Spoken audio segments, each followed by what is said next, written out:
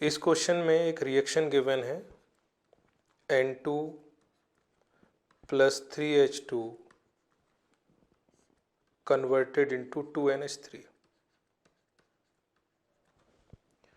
Rate of formation of ammonia given है और इसमें से दो चीज़ें पूछी गई हैं। एक रेट ऑफ रिएक्शन पूछा गया है और दूसरा पूछा गया है rate of decomposition of hydrogen. तो हम लोग सबसे पहले लिखते हैं rate of reaction. Rate of reaction, क्योंकि नाइट्रोजन के बारे में ना तो कोई डाटा प्रोवाइडेड है ना कोई प्रॉब्लम इस पे पूछा गया है, तो नाइट्रोजन को स्किप किया, सीधे हाइड्रोजन पे गए। That is 1/3 minus TH2 upon dt equals to 1/2 plus DNH3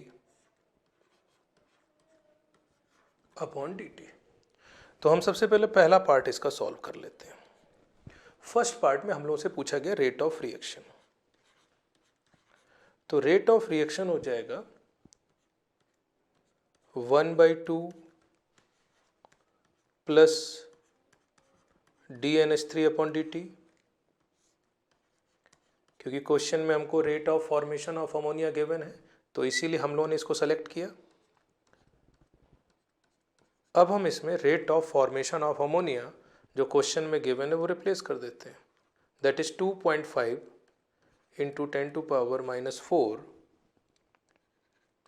mole litre inverse second inverse. जब आप इसको डिवाइड करेंगे तो सॉल्व करने पर रेट ऑफ रिएक्शन आ जाएगा 1.25 into 10⁻⁻4 mole litre inverse second inverse. ये तो हो गया फर्स्ट पार्ट। सेकेंड पार्ट जो इसमें पूछा गया इस क्वेश्चन में वो पूछा गया rate of decomposition of hydrogen और rate of disappearance of hydrogen. तो आप देख सकते हैं इनिशियली हम लोगों ने कोरिलेट कर रखा है।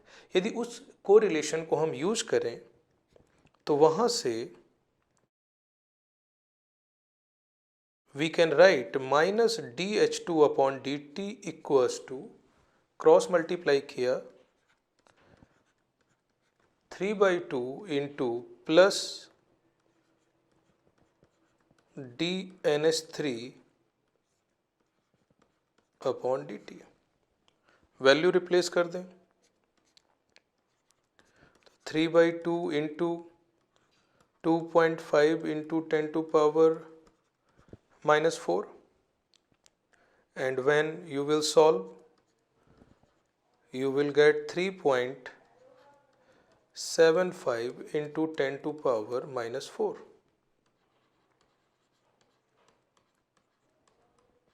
इट मीन्स फर्स्ट पार्ट का आंसर आ गया 1.25 इंटू 10⁻⁻4।